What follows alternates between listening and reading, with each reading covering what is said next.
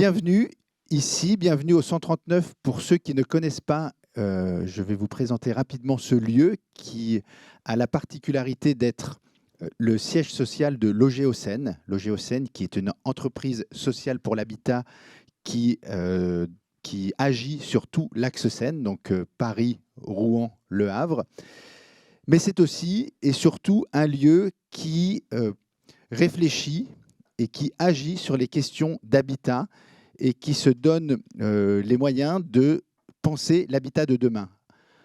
Ici, avec un espace de coworking où on accueille des gens qui viennent travailler, des gens du Havre qui ont besoin d'un espace de travail, un dispositif de résidence où on accueille des porteurs de projets qu'on sélectionne et à qui on propose des espaces, des services et des équipements pour pouvoir porter leurs projets et nous inspirer d'initiatives qui sortent de ce qu'on a l'habitude de faire. Et ce lieu qui est le Meetup, qui est un lieu d'événement dans lequel on organise toute une série de manifestations autour des questions de l'habitat. Un lieu physique, mais aussi un lieu numérique, un lieu qui va mener différentes actions comme des études sur ces questions de l'habitat. C'est dans ce cadre-là qu'on a aujourd'hui la chance d'accueillir cet événement autour des communs. Et je vais laisser la parole à Isabelle Moritz et Lola Davidson qui vont nous présenter, nous expliquer la raison de cette présentation aujourd'hui.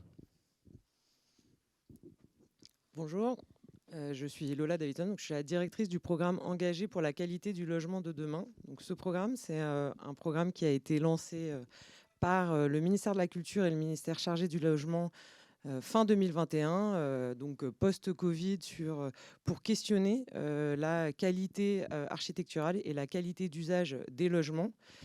Suite à plusieurs rapports qui ont souligné la baisse de qualité, la baisse de confort dans la production de logements de ces dernières décennies. Ce programme, il prend la forme d'un appel à manifestation d'intérêt dans lequel 97 projets ont été lauréats et tous ces porteurs de projets, dont on en verra 3 tout à l'heure, questionnent comment concevoir du logement de qualité et comment permettre aux habitants d'avoir une valeur d'usage augmentée dans leur logement et notamment au travers d'espaces partagés et de communs. Et c'est pour ça qu'aujourd'hui, on s'associe à cet événement pour pouvoir discuter aussi avec le Lab 2051, mais je laisserai Isabelle le présenter, sur qu'est-ce que les communs, comment on les crée, comment on les gère et comment on vit dedans. Et donc voilà, on est ravis d'être là aujourd'hui.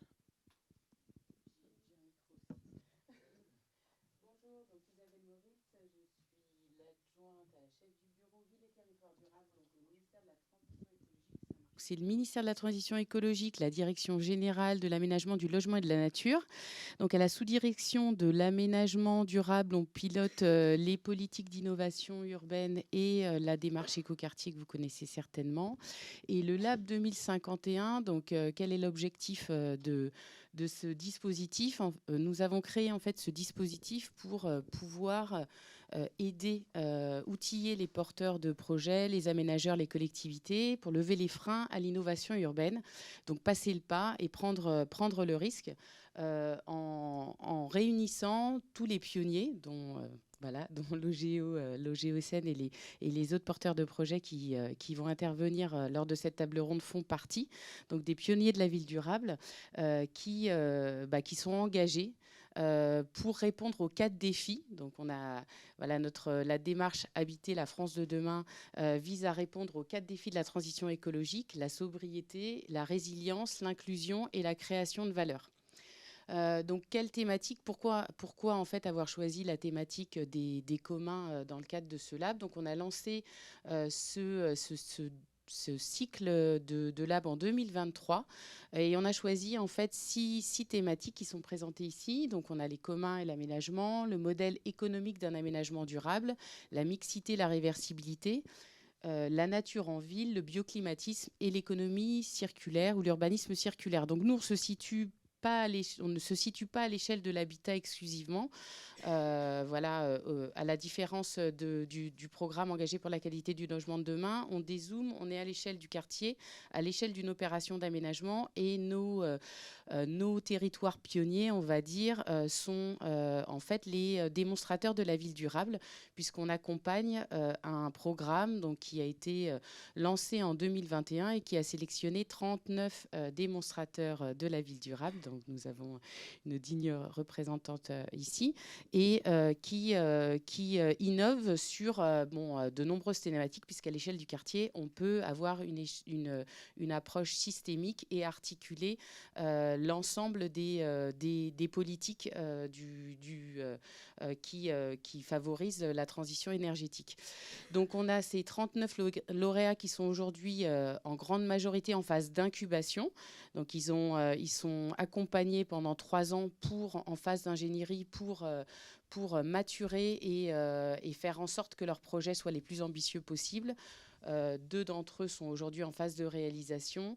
Et donc l'idée, c'est aussi, puisqu'on réunit dans le cadre de ces labs, dans le cadre de ce cycle d'ateliers, les pionniers, les experts et les directions de l'administration centrale concernés par les thématiques, c'est de pouvoir aussi agir sur des évolutions réglementaires et de porter à connaissance aussi les réglementations ou les outils qui existent, mais qui sont parfois mal connus par les différents acteurs. Donc voilà, l'idée de ce lab aujourd'hui, c'est aussi de pouvoir diffuser largement. Donc on comptera sur vous tous ensuite pour diffuser les bonnes pratiques. On étudie en fait quelque part les conditions de réplicabilité. C'est un grand mot, réplicabilité. L'idée, c'est de diffuser en fait les bonnes pratiques à l'ensemble des territoires. Mais voilà, on étudie les conditions et les bénéfices aussi attendus de ces solutions innovantes. Donc, je vous remercie en tout cas d'accueillir cet événement spécial, événement débat, autour de la restitution de ces travaux sur ce cycle d'ateliers sur les usages et les communs. Merci beaucoup Isabelle. Alors, je prends le relais. Alors moi je suis François-Laurent Touzin. Je suis directeur associé de l'agence d'urbanisme 360 et j'ai eu la chance d'animer ce dont Isabelle vient de parler, le Lab 2051 pendant 6 mois sur les communs. Alors je vais vous dire en 2 mots comment ça s'est passé, et puis je vais vous donner les grandes lignes de là où on en est et de ce qui commence à prendre la forme d'un rapport qui va être publié prochainement. Donc c'est une sorte de teaser. Mais voilà, un rapport qui est assez avancé. Alors comment est-ce que les choses se sont passées? Donc il y a eu un appel à intérêt assez large, hein, c'était sur LinkedIn et puis dans différents réseaux, aux porteurs de projets, aménageurs, bailleurs, promoteurs qui travaillent sur les communs. Et il y a eu 37 réponses motivées, hein, c'était un questionnaire assez fourni, disant bah oui, on est intéressé par intégrer ce lab donc pour une durée de 6 mois. Et donc il y a eu 37 manifestations d'intérêt et parmi lesquelles donc 12 porteurs de projets concrets. Par ailleurs, il y avait des acteurs de la recherche, de l'enseignement, d'autres praticiens. Alors, le sujet des communs, le souci, c'est que c'est très large. Enfin, on tente une définition, une typologie, parce que justement, pour répondre à ce côté foisonnant de la notion et des formes que ça prend. Et donc, on s'est employé avec ceux qui avaient émis leur intérêt de dire bon, bah, de quoi est-ce qu'on va se parler concrètement, quel périmètre on se donne et qu'est-ce qu'on essaye d'atteindre comme résultat au bout de ces 6 mois. Et donc cet atelier de cadrage, bah, on a atterri sur deux choses. Première chose, c'était d'être plus en capacité d'analyser et de comprendre ce que c'était que les communs, de comment les appréhender. Donc vraiment des enjeux de compréhension, des référentiels d'analyse.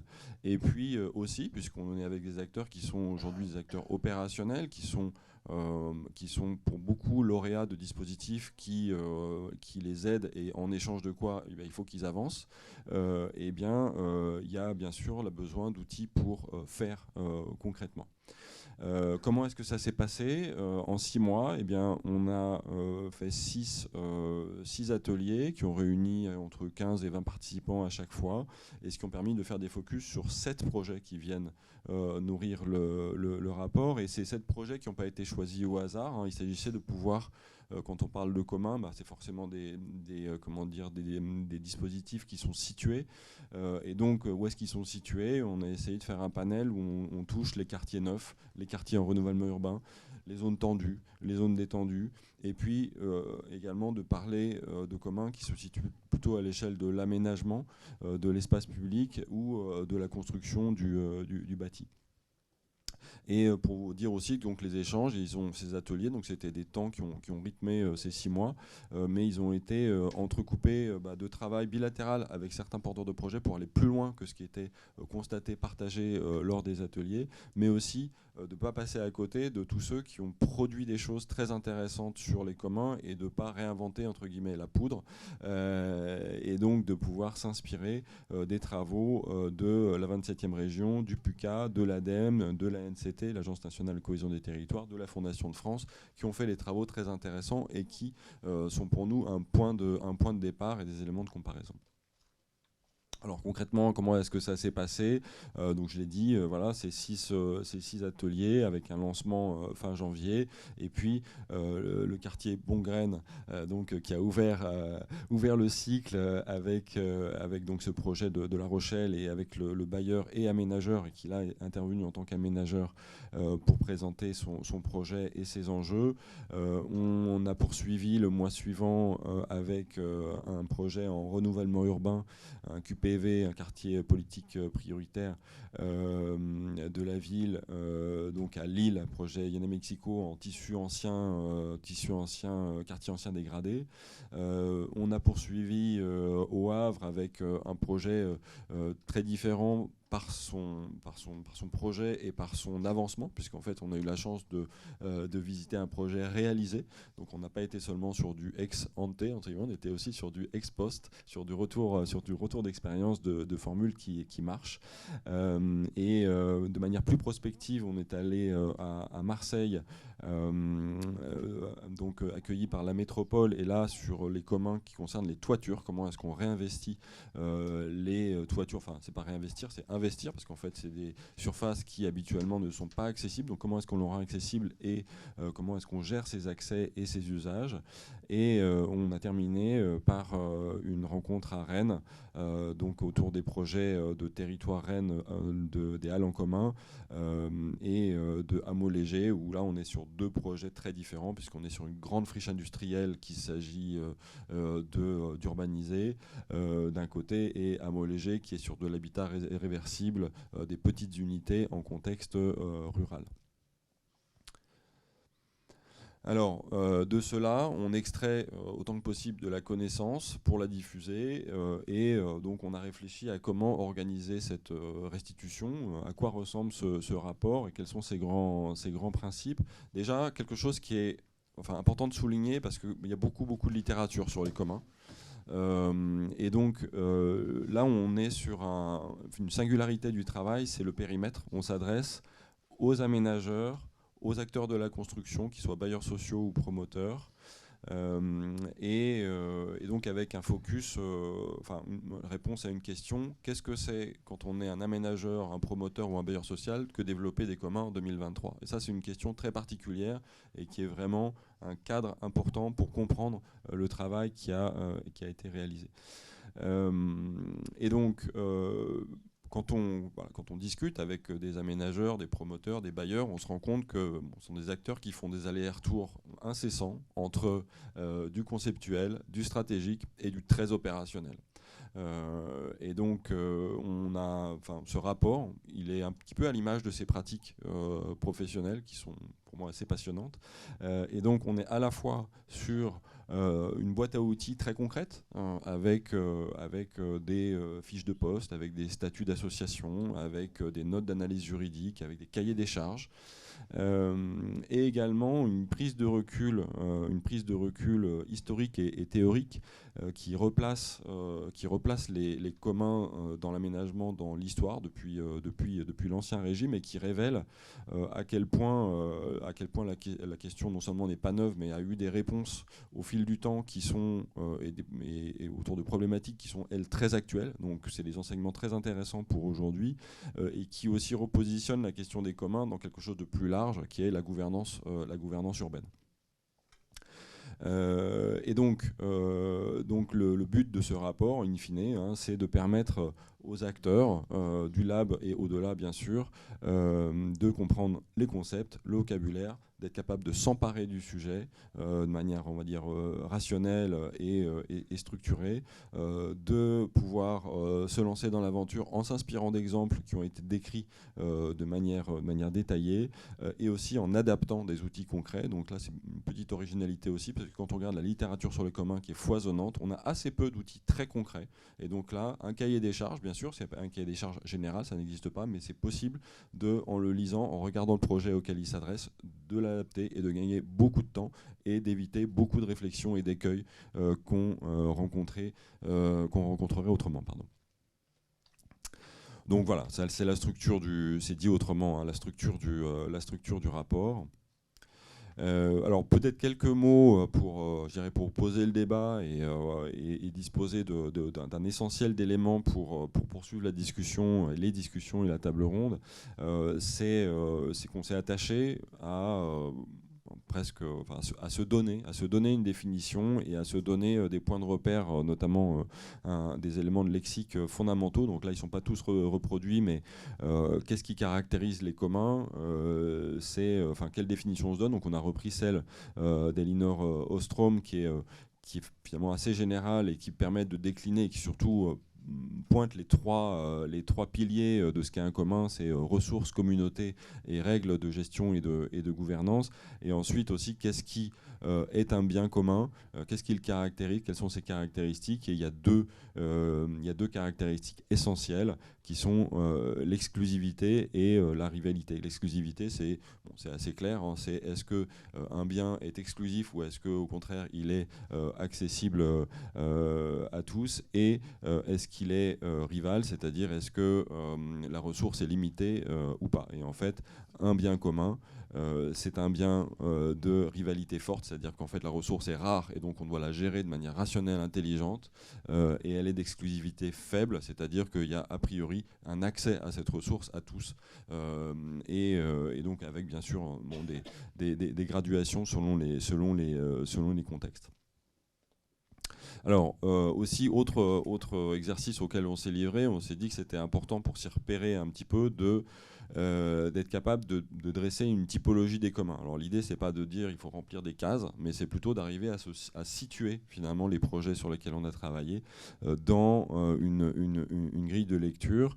Alors on retrouve en ligne finalement les trois caractéristiques, les ressources, là où les communautés concernées de gestion ou d'usage, ou des deux, et puis les règles entre les parties prenantes du commun, sachant qu'on est sur des parties prenantes, là je fais un aller-retour entre les deux diapos, mais donc on voit qu'il y a toute une série d'acteurs entre aménageurs, constructeurs, communautés gestionnaires, collectivités, par exemple. Et puis pour les ressources, on a détaillé celles qui reviennent le plus souvent, l'idée étant de pouvoir finalement prendre la mesure de ce qui avait été abordé, et donc de ce qui potentiellement manque aujourd'hui dans ce panorama qui n'est pas exhaustif, puisque finalement on était le plus loin possible avec les acteurs en présence pendant 6 mois.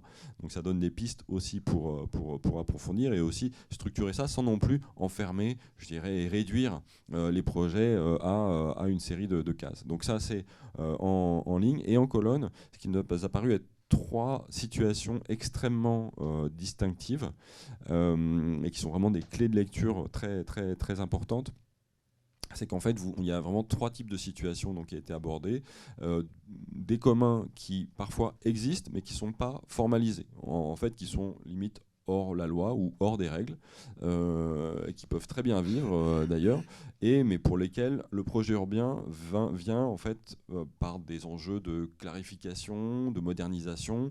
Le projet urbain les intègre, et comment est-ce qu'on arrive à intégrer sans tout dénaturer, sans tout casser à ce qui était finalement spontané et relativement informel. Donc c'est comment on arrive, l'enjeu, comment est-ce qu'on sécurise un commun existant en trouvant des cadres adaptés. C'était le cas par exemple à Lille.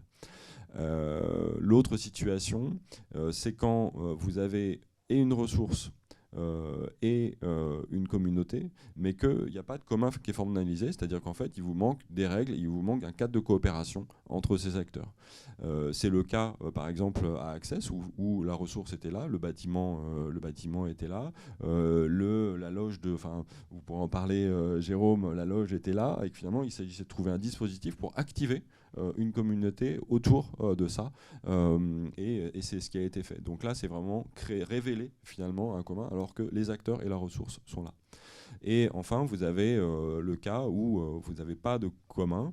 En revanche, il y a une ressource, mais il n'y a pas de communauté. Et là, c'est le cas, par exemple, au Hall en commun à Rennes. Vous avez une friche qui est une ressource avec un énorme potentiel. La communauté n'est pas là. Il s'agit de faire venir une communauté et de trouver comment cette communauté peut s'approprier pour des usages les plus intéressants possibles, à plus fort impact, à plus fort intérêt général, et peut donc gérer cette ressource. Donc ça, c'est les trois grands cas de figure, et qui posent des questions assez différentes. Donc là, c'est la manière un peu plus détaillée. Et donc, pour ce qui est de la boîte à outils qui ressort de toutes ces situations, donc on a collecté une petite trentaine d'outils. Je disais tout à l'heure un des enjeux, c'était d'arriver à comprendre et d'arriver à faire. On est grosso modo sur moitié-moitié, une petite quinzaine de grilles de lecture et d'outils pour comprendre, et une petite quinzaine d'outils pour faire. Par ailleurs, je vous disais qu'on a collecté des documents qui sont issus des acteurs du lab, qui ont bien voulu les partager. On est aussi sur des documents qu'on a été chercher ailleurs, parce qu'on n'a pas tout réinventé. On a mis dans cette boîte à outils une sorte de best-of de ce qu'on a trouvé de la 27e région, de la Fondation de France, etc. Donc on est aussi là-dessus sur moitié-moitié de documents des deux horizons. Alors comment est-ce que est structurée cette boîte à outils? C'est pas évident, parce qu'en fait elle est arrivée dans le désordre, et donc comment est-ce qu'on met de l'ordre là-dedans pour arriver à s'y retrouver? Alors il y a plusieurs entrées, et ça pose la question de la diffusion, parce qu'on imagine mal finalement un rapport avec une série d'annexes dans lesquelles on n'arrive pas à se retrouver. Donc c'est de pouvoir avoir une sorte de base de données et de pouvoir filtrer selon ses intérêts, et que on s'est dit qu'il y avait vraiment des caractéristiques à ces outils. Soit c'était ils relevaient tous d'une échelle, soit c'est multi-échelle, c'est-à-dire qu'en fait c'est un 27e région qui donne quelque chose de très large et qui aborde plein de situations. Soit on est franchement à l'échelle du bâtiment pour la question de parties communes par exemple, soit on est franchement à l'échelle de l'aménagement sur les questions plutôt d'espace public. Après on est sur la question du périmètre qui est plutôt périmètre temporel, on pourrait dire séquence, et donc on est soit sur quelque chose qui là aussi est très transversal, ou autrement c'est plutôt la phase de programmation, le quoi faire, la phase de conception, c'est comment on fait concrètement, et puis quelque chose qui est transversal, c'est l'accompagnement des usages qui pour le coup est présent tout au long du processus de création des communs. Alors aussi, comment est-ce qu'on rend cette boîte à outils appréhensible? Comment est-ce qu'on arrive à faire qu'on peut s'en emparer? Et parce que si on est juste sur une liste de documents avec ces entrées, ça risque d'être un peu sec, et que finalement on dise ouh là là, c'est quoi ça, et puis bon, j'ai pas le temps de regarder. Donc on a pour chaque outil développé un petit cas d'usage. J'en prends un qui me vient en tête, c'est j'ai mon élu qui souhaite que dans ce nouveau projet de développement urbain, il soit très marqué par une nouvelle manière de vivre ensemble, de créer des communs. Et je suis chargé de le faire, et je suis chargé de défendre ce projet auprès de gens qui sont aujourd'hui pas, on va dire, c'est pas conscient ou pas éveillé à ces questions. Ils ont pas les repères, et donc j'ai besoin d'avoir des éléments de langage, des arguments pour parler de ce projet et le promouvoir ou le défendre selon les situations. Et donc on a finalement dans la boîte à outils des documents qui relèvent entre guillemets c'est peut-être un gros mot, mais qui est quand même ça, du marketing, comment on rend un projet de commun recevable par des gens qui finalement n'ont absolument pas l'habitude d'entendre parler de ce type de sujet. Donc voilà, des cas d'usage. Donc là, c'est verbalisé. Je suis un porteur de projet, on me demande de faire des communs, je ne sais pas comment m'y prendre et comment en parler. Et ben, je consulte ce document. Après, il y a de manière plus prosaïque, il y a un contenu sommaire, parce qu'une fois qu'on dit, bon, bah là, j'ai ce cas d'usage là d'éléments de langage, en 3 lignes, on a ce qu'on trouve dans ce document. Et après, actuellement, il y a un lien hypertexte qui permet d'accéder directement au fichier et de l'ouvrir. Et puis voilà, est-ce qu'on est plutôt sur une catégorie d'outils d'analyse ou de réalisation concrète. On a mis ici, c'est encore une question, et qui est une question importante, dont on pourra débattre peut-être à l'issue de la table ronde, c'est comment est-ce qu'on diffuse ? Parce que l'enjeu de tout ça, d'extraire de la connaissance, c'est bien, mais si on s'arrête là, si c'est pas diffusé et que c'est pas approprié, bon, donc où est-ce qu'on le diffuse, auprès de qui ? Et donc là, il y a des plateformes qui sont déjà présentes sur ces questions de commun, qui sont des références. L'idée, c'est d'être présent dans ces références. Donc là, il y a un travail de rapprochement à faire pour voir comment le document pourra être versé. Et puis il y a un enjeu d'ergonomie toute simple, parce que est-ce qu'on peut verser une base de données, est-ce qu'on l'héberge sur un site, et puis que ça peut être téléchargé. On est en train de voir ça. Voilà, ça c'est des exemples d'outils. Quand je parle d'outils avec juste un tableau, donc vous voyez, c'est des livrables, c'est des travaux réalisés par des acteurs, par des intervenants, des participants du Lab 2051.